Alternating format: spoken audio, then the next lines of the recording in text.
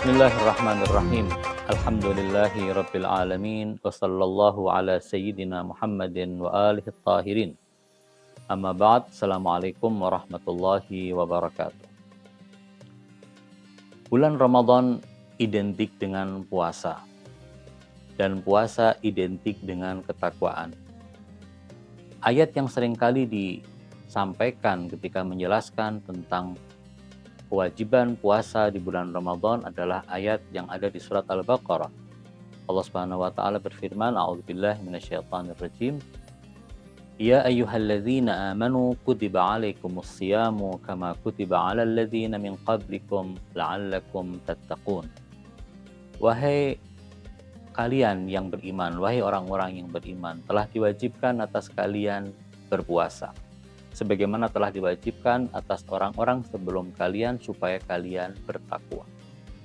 Di sini Allah Subhanahu wa taala menjelaskan bahwasanya diwajibkannya puasa, disyariatkannya puasa kepada kita adalah supaya kita mendapatkan ketakwaan. Dan ketakwaan dengan kata lain adalah buah dari puasa itu. Namun yang menjadi pertanyaan begini, apakah ketika orang belum melaksanakan puasa, dia tidak memiliki ketakwaan? Atau dengan kata lain, kalau seandainya kita sudah pernah melaksanakan puasa di tahun lalu kemudian sekarang kita sudah melaksanakan puasa tahun lalu dan kita sudah mendapatkan ketakwaan dari Allah sebagai buah dari puasa di tahun lalu. Tahun ini kemudian datang lagi bulan Ramadan. Mengapa kita harus berpuasa lagi?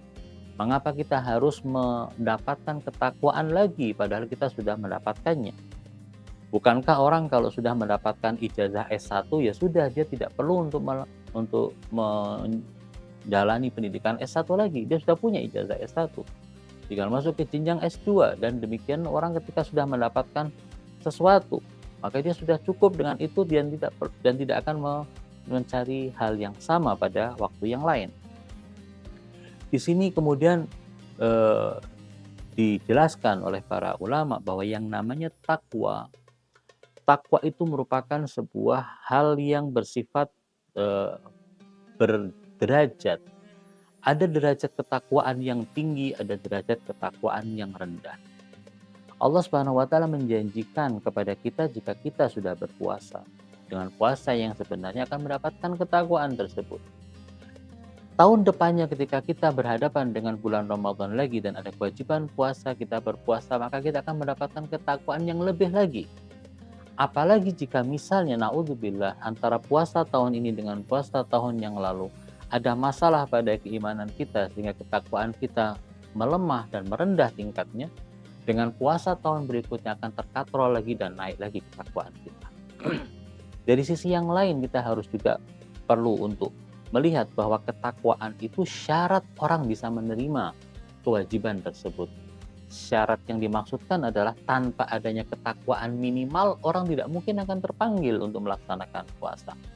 Karena itu sebenarnya sebelum kita melaksanakan puasa, secara minimalis kita sudah memiliki ketakwaan sebagai modal pertama kita, lalu kemudian kita berpuasa dan mendapatkan ketakwaan sebagai buah dari puasa kita. Semoga Allah Subhanahu wa taala menerima amal ibadah kita di bulan Ramadan ini, puasa kita diterima, dan semoga ketakwaan kita kepada Allah semakin hari semakin meningkat. Wassalamualaikum warahmatullahi wabarakatuh.